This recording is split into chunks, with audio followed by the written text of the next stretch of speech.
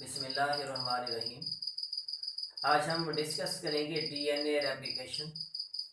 DNA replication हम कहते हैं कि जब एक डीएनए के मॉलिक्यूल से एक नया डीएनए का मॉलिक्यूल सिंथेसाइज हो जाए, इस प्रोसेस को हम डीएनए रेप्लिकेशन का नाम देते हैं।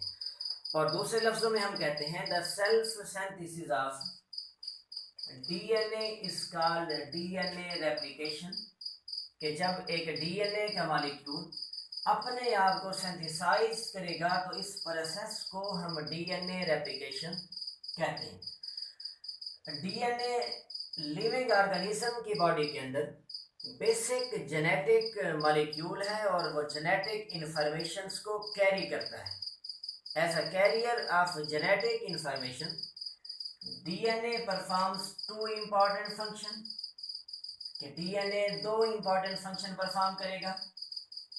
एक हमारे पास है ऑटो कैटालाइटिक फंक्शन और second heterocatalytic function. Heterocatalytic function हम कहते हैं कि जब डीएनए का मॉलिक्यूल अपने अलावा किसी और मॉलिक्यूल की सिंथेसिस को डायरेक्ट करे, when DNA direct synthesis of molecule other than itself, कि जब डीएनए अपने अलावा किसी और मॉलिक्यूल की सिंथेसिस को डायरेक्ट करे तो डीएनए के इस फंक्शन को हेट्रोकैटालाइटिक फंक्शन कहते हैं। जिसकी एग्जांपल हमारे पास है the synthesis of messenger RNA from DNA. ये मैसेंजर आरएनए जो है ये भी डीएनए से सिंथेसाइज होता है, तो ये भी डीएनए का हेट्रोकैटालाइटिक फंक्शन कहलाएगा। प्रोटीन को भी डीएनए सिंथेसाइज करता है, प्रोटीन सिंथेसिस जो है वो भी डीएनए का हेट्रोकैटालाइटिक फंक्शन कहलाता है। सेकंड फंक्शन हमारे पास है autocatalytic function of DNA. When DNA direct synthesis of itself, के जब डीएनए का मॉलिक्यूल खुद अपने आप को सिंथेसाइज करे तो डीएनए के इस फंक्शन को हम ऑटोकैटालाइटिक फंक्शन ऑफ डीएनए कहेंगे। आज हम डिस्कस करने जा रहे हैं ऑटोकैटालाइटिक फंक्शन, क्योंकि आज का हमारा क्वेश्चन है डीएनए रेप्लिकेशन। तो डीएनए रेप्लिकेशन जो है वो डीएनए का ऑटोकैटालाइटिक फंक्शन कहलाएगा। यहाँ पर एक छोटा सा क्वेश्चन मैंने लिखा है कि व्हाई डीएनए रेप्लिकेट्स। क्योंकि हम डीएनए रेप्लिकेशन को डिस्कस करें तो व्हाई डीएनए रेप्लिकेट्स, के डीएनए के रेप्लिकेट्स करने की जरूरत क्यों पेश आती है। एक सेल के अंदर डीएनए क्यों रेप्लिकेट्स करता है, वो अपनी कॉपी क्यों सिंथेसाइज करता है। तो ये हमारे पास है एक सेल। इस सेल के अंदर हमारे पास प्रेजेंट हैं दो क्रोमोसोम।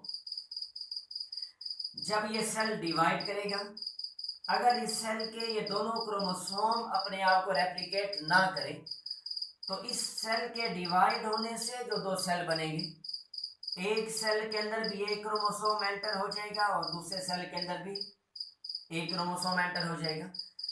दोनों सेल के अंदर इक्वल जेनेटिक इंफॉर्मेशन को ट्रांसफर करने के लिए ये दोनों क्रोमोसोम्स अपनी कॉपी तैयार करेंगे।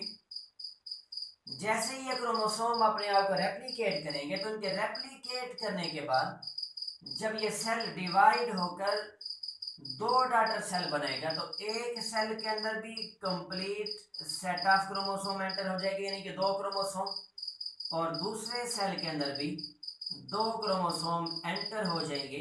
तो पेरेंट सेल के डिवाइड होने से जो डॉटर सेल बनते हैं, उन डॉटर सेल के अंदर इक्वल जेनेटिक इंफॉर्मेशन को डीएनए को ट्रांसफर करने के लिए डीएनए अपने आप को रेप्लिकेट करता है। डीएनए रेप्लिकेशन के बारे बहुत सारे मॉडल्स हैं। दो मॉडल हम डिस्कस करेंगे। पहला हमारे पास है semi conservative model of DNA replication and second हमारे पास है conservative model of DNA replication. Semi conservative model of DNA replication जो है, semi conservative model of DNA replication में ये हमारे पास है पेरेंटल डीएनए। जब पेरेंटल डीएनए अपने आप को रेप्लिकेट करेगा तो डीएनए के दोनों स्ट्रैंड्स एक दूसरे से अलग हो जाएंगे।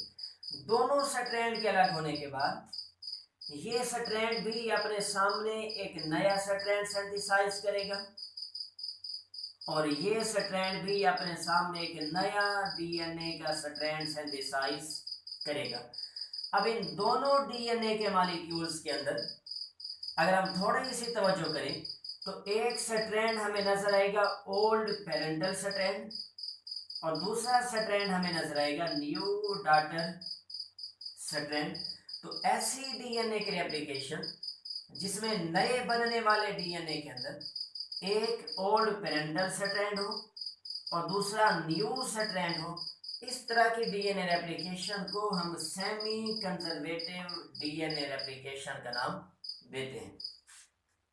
सेकंड टाइप हमारे पास है conservative model of DNA replication. Conservative model of DNA replication के अंदर ये हमारे पास है old parental DNA molecule. According to conservative model of DNA replication, जब ये डीएनए का मॉलिक्यूल डिवाइड करेगा, रेप्लिकेट करेगा, तो इससे जो दो डीएनए के मॉलिक्यूल सिंथेसाइज होंगे, उन दो डीएनए के मॉलिक्यूल्स में से एक डीएनए का मॉलिक्यूल सेम पेरेंटल डीएनए की तरह और दूसरा डीएनए के मॉलिक्यूल में दोनों स्ट्रैंड्स न्यू स्ट्रैंड होंगे। तो इस तरह की डीएनए रेप्लिकेशन को हम conservative model of DNA replication कहते हैं। डीएनए रेप्लिकेशन एक ऐसा प्रोसेस है जिसे एंजाइम कंट्रोल करते हैं। विदाउट एंजाइम डीएनए रेप्लिकेशन का प्रोसेस कंप्लीट नहीं होता। यहाँ पर बहुत सारे एंजाइम मैंने मेंशन किए हैं और साथ उनका फंक्शन भी लिखा है।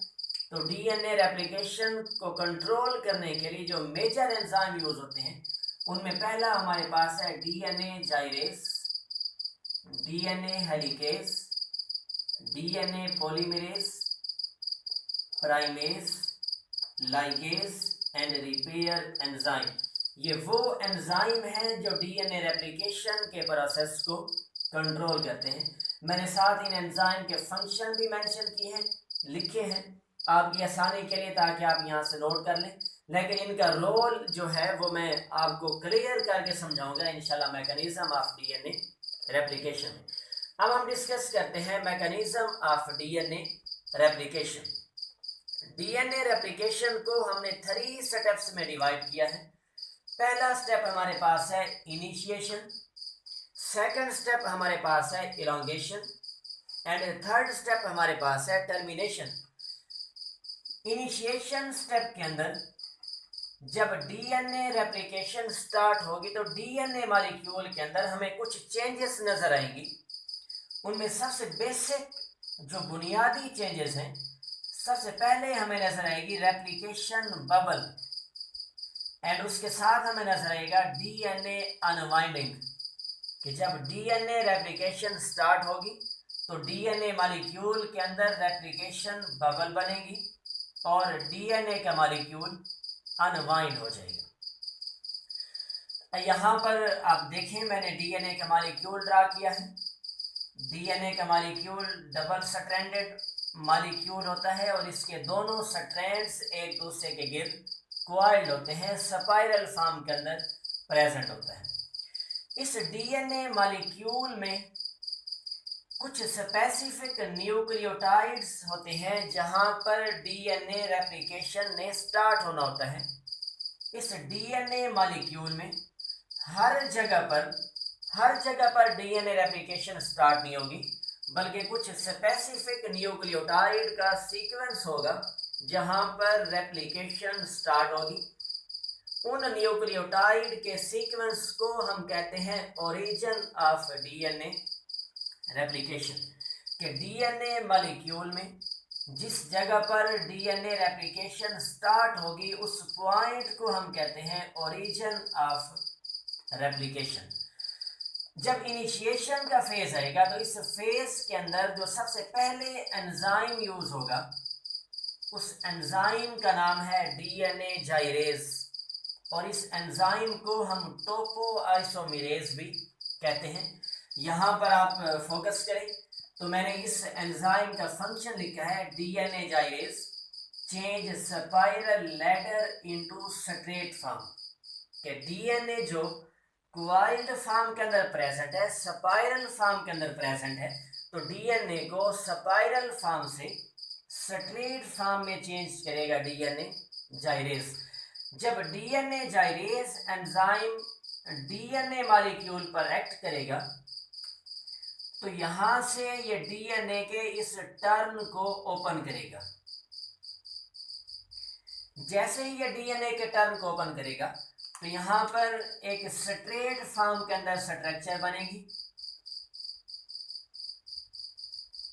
तो जो स्पाइरल लैडर था डीएनए का वो स्पाइरल फॉर्म से स्ट्रेट फॉर्म में चेंज हो जाएगा। तो इस स्ट्रक्चर को हम कहते हैं replication bubble. Replication bubble DNA gyrase enzyme का फंक्शन है कि डीएनए को स्पाइरल फॉर्म से स्ट्रेट फॉर्म में चेंज करना। जैसे डीएनए जाइरेज अपना रोल प्ले करेगा उसके बाद एक और एंजाइम आएगा जिसका नाम है डीएनए हेलिकेज। डीएनए हेलिकेज का फंक्शन होता है कि ये डीएनए स्ट्रैंड की अनवाइंडिंग करेगा और दोनों स्ट्रैंड के दरमियान जो नाइट्रोजनस बेसेस होती हैं उनकी ब्रेक डाउन करेगा। यहाँ पर मैंने डीएनए हेलिकेज का फंक्शन भी मेंशन किया हुआ है कि अनवाइंड डीएनए कि डीएनए के मॉलिक्यूल को अनवाइंड करेगा and break hydrogen bonds between two strands. दो स्ट्रैंड के दरमियान हाइड्रोजन बॉन्ड्स की ब्रेक डाउन करेगा। अगर आप यहाँ पर थोड़ा सा फोकस करें तो अभी तक डीएनए का स्ट्रैंड जो है वो स्पाइरल फॉर्म से लैडर फॉर्म में तो चेंज, स्ट्रेट फॉर्म में तो चेंज हुए हैं, लेकिन अभी तक उनके दरमियान जो हाइड्रोजन बॉन्डिंग है उसकी ब्रेक डाउन नहीं हुई। तो हाइड्रोजन बॉन्डिंग की ब्रेक डाउन के लिए एक और एंजाइम यूज होता है, उस एंजाइम को हम कहते हैं डीएनए हेलिकेज। डीएनए हेलिकेज जब आएगा तो डीएनए हेलिकेज दोनों स्ट्रैंड्स के दरमियान हाइड्रोजन बॉन्ड्स की ब्रेक डाउन करेगा। हाइड्रोजन बॉन्ड्स की ब्रेक डाउन के बाद नाइट्रोजनस बेसेस जो हैं एक्सपोज्ड हो जाएंगी, क्योंकि ये हाइड्रोजन बॉन्ड दोनों स्ट्रैंड की नाइट्रोजनस बेसेस के दरमियान बनेगा। अगर एक स्ट्रैंड के अंदर हमारे पास एडेनिन है, थायमीन, ग्वानिन, साइटोसिन, एडेनिन, तो सेकंड स्ट्रैंड के अंदर इसकी कंप्लीमेंट्री नाइट्रोजनस बेसेस होंगी। एडेनिन के सामने हमेशा थायमीन आएगा, साइटोसिन के सामने ग्वानिन, ग्वानिन के सामने साइटोसिन, थायमीन के सामने एडेनिन, एडेनिन के सामने थायमीन। तो ये है डीएनए हेलिकेज का फंक्शन कि वो डीएनए के दोनों स्ट्रैंड को अनवाइंड करेगा और नाइट्रोजनस बेसेस के दरमियान जो बॉन्ड होता है उस बॉन्ड की ब्रेक डाउन करेगा। अब यहाँ पर आप देखें तो डीएनए के दोनों स्ट्रैंड्स अब एक दूसरे से अनवाइंड हो चुके हैं, एक दूसरे से सेपरेट हो चुके हैं। अब चांस है, पॉसिबल चांस है कि ये डीएनए के दोनों स्ट्रैंड्स एक दूसरे के साथ फिर बॉन्ड बना सकते हैं। तो इस प्रॉब्लम को सॉल्व करने के लिए कुछ प्रोटीन्स होती हैं जिन्हें हम कहते हैं single strand binding proteins. Single strand binding proteins जब डीएनए के मॉलिक्यूल की अनवाइंडिंग हो जाएगी तो उसके बाद ये सिंगल स्ट्रैंड बाइंडिंग प्रोटीन्स आकर अटैच हो जाती हैं और इन प्रोटीन्स का फंक्शन होता है कि ये डीएनए के दोनों स्ट्रैंड्स के दरमियान दोबारा हाइड्रोजन बॉन्डिंग से प्रिवेंट करती है। अब ये हमारे पास है इनिशिएशन फेज। इनिशिएशन फेज में क्या होगा, डीएनए जाइरेज ओरिजिन ऑफ रेप्लिकेशन, जिस जगह पर रेप्लिकेशन स्टार्ट होगी वहां पर डीएनए के स्ट्रैंड को स्पाइरल फॉर्म से स्ट्रेट फॉर्म में चेंज करेगा। उसके बाद एक और एंजाइम आएगा जिसका नाम है डीएनए हेलिकेज। वो डीएनए मॉलिक्यूल की अनवाइंडिंग करेगा। दोनों स्ट्रैंड के दरमियान जो नाइट्रोजनस बेसेस होती हैं उन नाइट्रोजनस बेसेस के दरमियान जो हाइड्रोजन बॉन्ड होता है उस हाइड्रोजन बॉन्ड की ब्रेक डाउन करेगा। उस हाइड्रोजन बॉन्ड की ब्रेक डाउन करने के बाद कुछ प्रोटीन के मॉलिक्यूल होते हैं जिन्हें हम सिंगल स्ट्रैंड बाइंडिंग प्रोटीन्स कहते हैं। ये single strand binding proteins DNA के साथ अटैच हो जाएंगी और इन दोनों स्ट्रैंड्स के दरमियान हाइड्रोजन बॉन्डिंग को प्रिवेंट करेगी कि इनके दरमियान दोबारा फिर हाइड्रोजन बॉन्डिंग नहीं होगी। अब यहाँ थोड़ा सा इस डायग्राम पर गौर करें तो ये दरमियान में जो स्ट्रक्चर जो डीएनए जाइरेज एंजाइम की वजह से बना था, इस स्ट्रक्चर को हम कहते हैं रेप्लिकेशन बबल। और इस रेप्लिकेशन बबल के दो एंड्स हैं, ये एंड और ये, इन दोनों एंड्स को हम कहते हैं रेप्लिकेशन फॉर्क। इस एंड को भी हम रेप्लिकेशन फॉर्क का नाम देंगे, इस एंड को भी हम रेप्लिकेशन फॉर्क का नाम देंगे। ये सारी चेंजेस डीएनए मॉलिक्यूल में इनिशिएशन फेज के दौरान होती है। इनिशिएशन फेज के बाद हमारे पास जो वेरी इंपॉर्टेंट फेज है वो है इलॉन्गेशन। इलॉन्गेशन हम कहते हैं कि ये डीएनए का, अब इस डायग्राम पर थोड़ा सा फोकस करें तो इस डायग्राम के अंदर मैंने एक रेप्लिकेशन फॉर्क शो किया आपकी आसानी के लिए कि यहाँ से अगर हम थोड़ा सा गौर करें तो ये डीएनए का मॉलिक्यूल, एक रेप्लिकेशन फॉर्क, उसके बाद सेकंड रेप्लिकेशन फॉर्क। तो मैंने इस डायग्राम के अंदर जस्ट एक रेप्लिकेशन फॉर्क शो किया है, सेकंड रेप्लिकेशन फॉर्क शो नहीं किया। अब हमारे पास फेज है इलॉन्गेशन। इलॉन्गेशन फेज के अंदर जो एंजाइम यूज होता है वो एंजाइम है डीएनए पॉलीमरेज। कि डीएनए पॉलीमरेज का फंक्शन है कि ये न्यूक्लियोटाइड्स को ऐड करेगा और न्यू डीएनए स्ट्रैंड को सिंथेसाइज करेगा। Add nucleotides and synthesize new strand.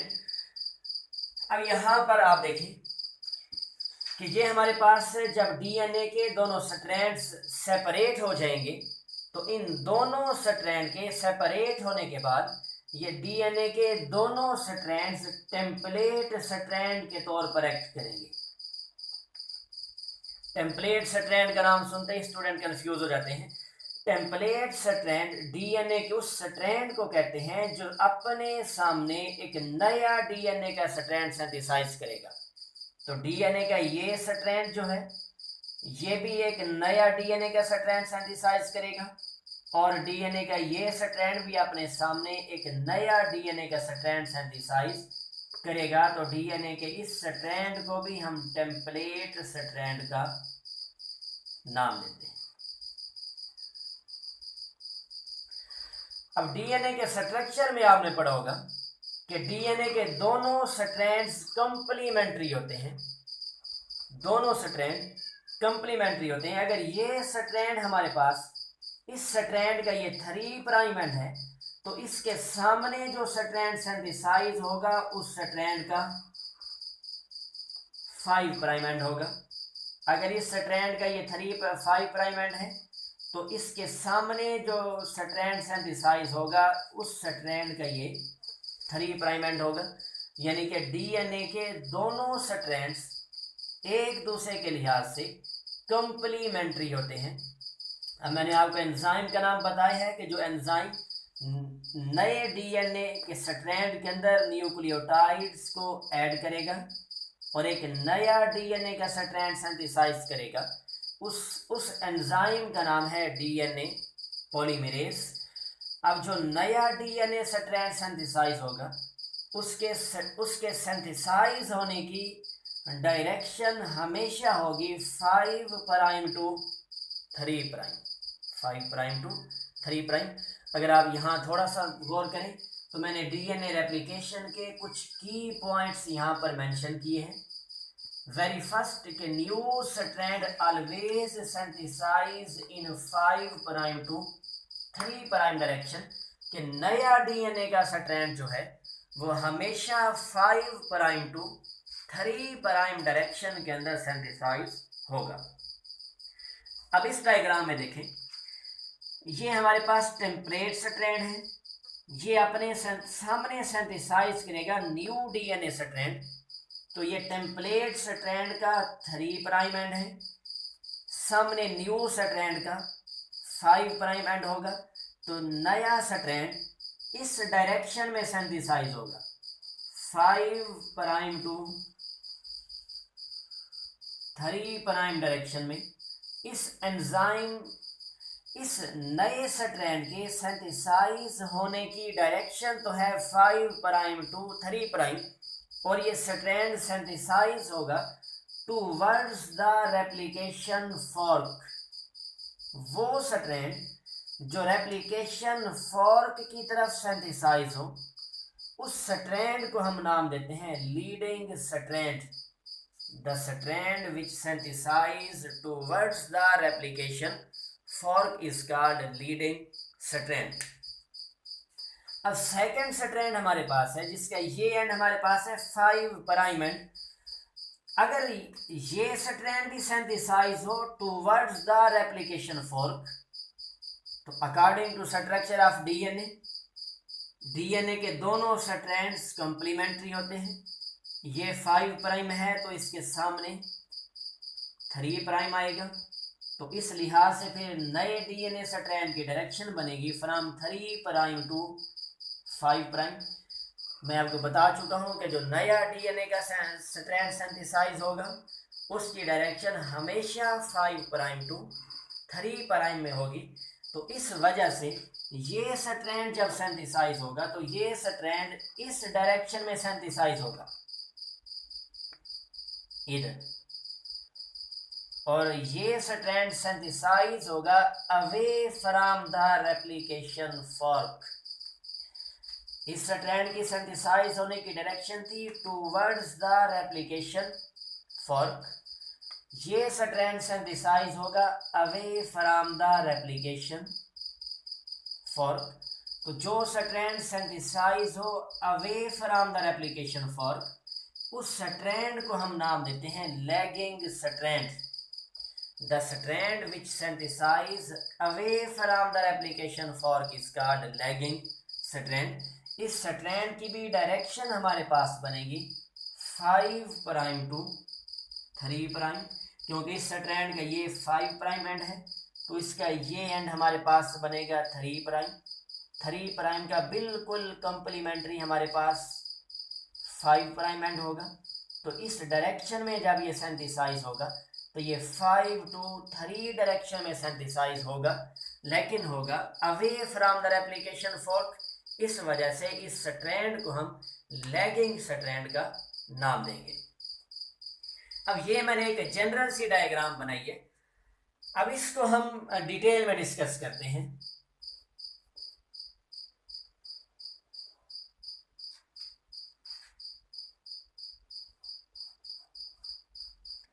जब ये डीएनए का मॉलिक्यूल अनवाइंड हुआ तो इस डीएनए मॉलिक्यूल के अंदर नाइट्रोजनस बेसेस जो है वो एक्सपोज्ड हो जाएंगे।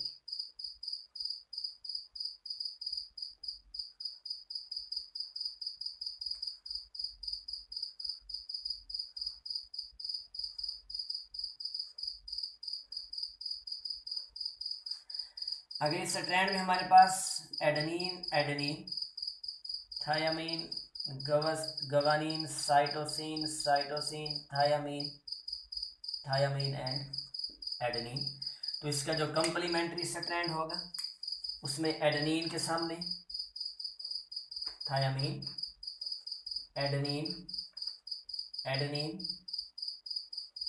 Guanine, guanine, cytosine, adenine, thymine and thymine. ये तो मैंने आपको बता दिया कि नया स्ट्रैंड जब भी सिंथेसाइज होगा इन 5 प्राइम टू 3 प्राइम डायरेक्शन, और जो एंजाइम सिंथेसाइज करेगा उस एंजाइम का नाम है DNA polymerase. Second key point में मैंने लिखे कि DNA polymerase can not add nucleotides at 5 prime end, कि डीएनए पॉलीमरेज 5 प्राइम एंड पर न्यूक्लियोटाइड्स को ऐड नहीं कर सकता। It add nucleotides only at 3 prime end, कि डीएनए पॉलीमरेज 5 प्राइम एंड पर कभी भी न्यूक्लियोटाइड्स को ऐड नहीं करेगा, ये जस्ट 3 प्राइम एंड पर न्यूक्लियोटाइड्स को ऐड करेगा। तो इस डीएनए पॉलीमरेज एंजाइम को 3 प्राइम एंड प्रोवाइड करने के लिए हमें प्राइमर की रिक्वायरमेंट होगी, और प्राइमर सिंथेसाइज करेगा एक एंजाइम, उस एंजाइम का नाम है प्राइमेज।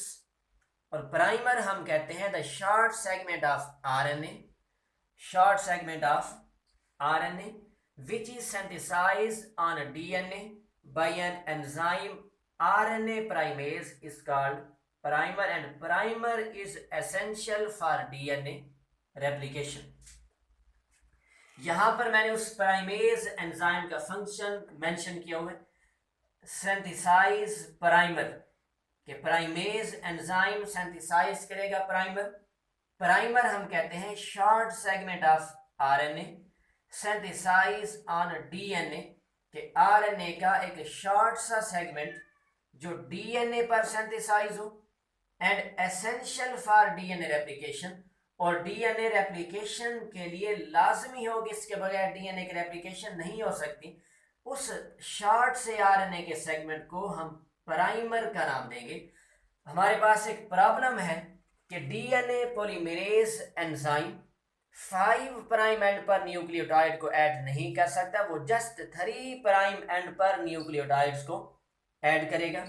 तो उस डीएनए पॉलीमरेज एंजाइम को 3 प्राइम एंड प्रोवाइड करने के लिए एक एंजाइम यूज होगा, उस एंजाइम का नाम है प्राइमेज।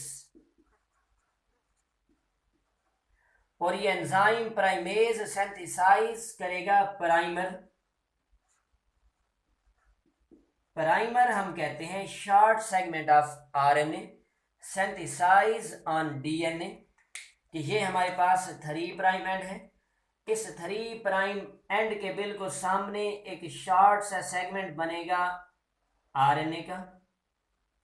आरएनए के इस शॉर्ट से सेगमेंट को हम नाम देंगे प्राइमर का।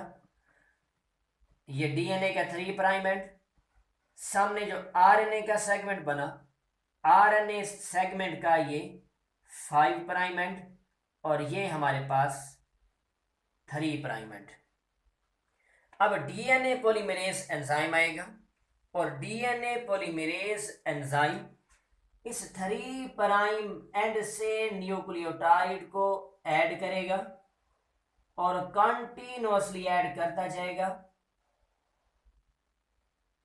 तो ये 5 प्राइम एंड, लास्ट में हमारे पास कौन सा एंड बनेगा? 3 प्राइम एंड। इस स्ट्रैंड को तो हमने नाम दिया था leading strand. The strand which synthesize towards the replication fork is called leading strand. तो आप यहां पर गौर करें तो लीडिंग स्ट्रैंड के अंदर हमें सिर्फ एक प्राइमर नजर आ रहे कि लीडिंग स्ट्रैंड में जस्ट 1 प्राइमर यूज होगा।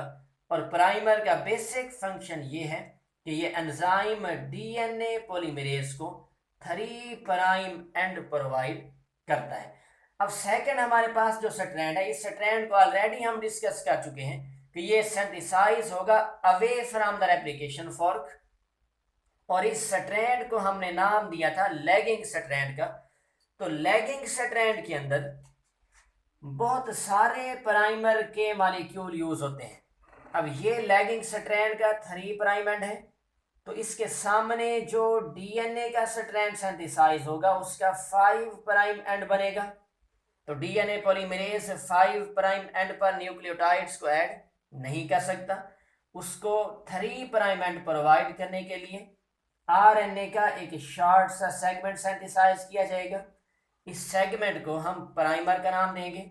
ये प्राइमर का 5 प्राइम एंड है और ये प्राइमर का 3 प्राइम एंड। इसी तरह एक और प्राइमर का मॉलिक्यूल भी यूज होगा। ये प्राइमर का 5 प्राइम एंड और ये 3। Another primer molecule 5 prime and 3 prime. अब डीएनए पॉलीमरेज एंजाइम क्या करेगा कि डीएनए पॉलीमरेज प्राइमर के 3 प्राइम एंड से न्यूक्लियोटाइड को ऐड करेगा यहां तक। फिर डीएनए पॉलीमरेज प्राइमर के 3 प्राइम एंड से न्यूक्लियोटाइड्स को ऐड करेगा प्राइमर के 5 प्राइम एंड तक, फिर यहां से न्यूक्लियोटाइड्स को ऐड करेगा। अब इस स्ट्रैंड को देखें जिसे हमने लैगिंग स्ट्रैंड का नाम दिया था, कि इस स्ट्रैंड के अंदर एक तो बहुत सारे प्राइमर यूज हो रहे हैं और उसके साथ साथ डीएनए का मॉलिक्यूल कंटिन्यूअसली सिंथेसाइज नहीं हुआ। डीएनए का मॉलिक्यूल शॉर्ट से सेगमेंट्स के अंदर सिंथेसाइज हुआ है। जैसे ये डीएनए का सेगमेंट, फिर आरएनए का सेगमेंट, फिर डीएनए का सेगमेंट, फिर आरएनए का segment and DNA segment.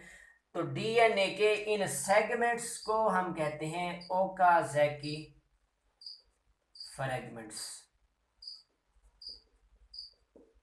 Okazaki fragments. अगर हम यहां पर दोनों स्ट्रैंड को कंपेयर करें, लीडिंग स्ट्रैंड और लैगिंग स्ट्रैंड को, तो दोनों की डेफिनेशन ये बनेगी, the strand which synthesize towards the replication fork is called leading strand, the strand which synthesize away from the replication fork is called lagging strand, leading strand requires only one primer and lagging strand requires many primers. मैंने key points के अंदर mention किया है कि leading strand only one primer, के leading strand के अंदर सिर्फ एक प्राइमर यूज होगा, लैगिंग स्ट्रैंड के अंदर बहुत सारे प्राइमर यूज होंगे। एक ये डिफरेंस। दूसरा डिफरेंस ये है कि लीडिंग स्ट्रैंड सिंथेसाइज होगा towards the replication fork, lagging strand synthesise होगा away from the replication fork. And third difference कि leading strand is synthesised continuously and lagging strand is synthesised in fragments of DNA called Okazaki fragments. अब ये DNA polymerase जिसने new strand को elongate किया है, ये है डीएनए पॉलीमरेज 3। डीएनए पॉलीमरेज की 3 टाइप्स हैं, DNA polymerase 1, DNA polymerase 2 and DNA polymerase 3। वो डीएनए पॉलीमरेज जो न्यू स्ट्रैंड को इलोंगेट करेगा उसे हम कहते हैं डीएनए पॉलीमरेज 3। अब हमारे पास जो एंजाइम यूज होगा वो है डीएनए पॉलीमरेज 1। डीएनए पॉलीमरेज 1 क्या करेगा? डीएनए पॉलीमरेज 1 यहां से प्राइमर को रिमूव करेगा, प्राइमर को रिमूव करेगा। प्राइमर को रिमूव करने के बाद ये डीएनए के स्ट्रैंड को इलोंगेट करेगा, लेकिन दूसरे डीएनए के स्ट्रैंड के साथ कंप्लीटली तौर पर अटैच नहीं करेगा। एक छोटा सा गैप यहां पर आपको नजर आ रहा है। फिर ये क्या करेगा, यहां से डीएनए के स्ट्रैंड को इलोंगेट करेगा और डीएनए के इस फ्रैगमेंट के साथ इसे कंप्लीटली अटैच नहीं करेगा। अब एक और एंजाइम आएगा, वो एंजाइम है DNA ligase. DNA ligase enzyme इन दोनों स्ट्रैंड्स को एक दूसरे के साथ अटैच कर देगा। अब इस डीएनए के स्ट्रैंड के सामने एक नया डीएनए का स्ट्रैंड सिंथेसाइज हो चुका है, उसकी भी सिंथेसाइज होने की डायरेक्शन है 5 प्राइम टू 3 प्राइम। इस डीएनए के स्ट्रैंड के सामने भी नया डीएनए का स्ट्रैंड सिंथेसाइज हुआ in direction 5 prime to 3 prime. तो ये हमारे पास है रेप्लिकेशन ऑफ डीएनए। वहां पर की पॉइंट्स मैंने 2 लास्ट में की पॉइंट लिखे हैं। प्रोकैरियोट्स के अंदर ओनली 1 ओरिजिन ऑफ रेप्लिकेशन होता है, कि प्रोकैरियोट्स के डीएनए के अंदर सिर्फ एक ही ऐसा पॉइंट होता है जहां से रेप्लिकेशन स्टार्ट होती है। यूकैरियोट्स के अंदर बहुत सारे ओरिजिन ऑफ रेप्लिकेशंस प्रेजेंट होते हैं। I hope you understand this lecture. अल्लाह हाफिज़।